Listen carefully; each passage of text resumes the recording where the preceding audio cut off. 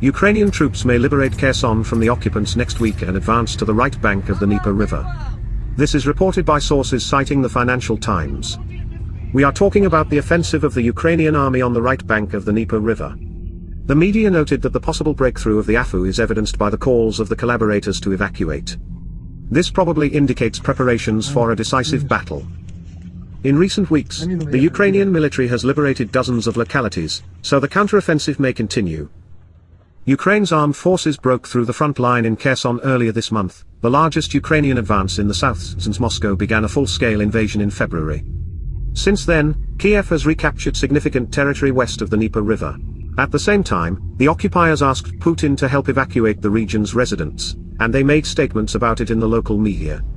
According to statements by the occupation administration, the first thing they plan to do is to evacuate residents of the right bank, where the city of Kherson is located.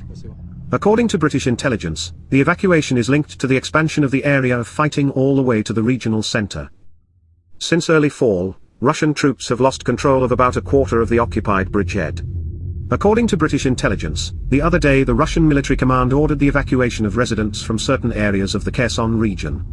Presumably because the area of fighting is expected to expand all the way to Kherson itself.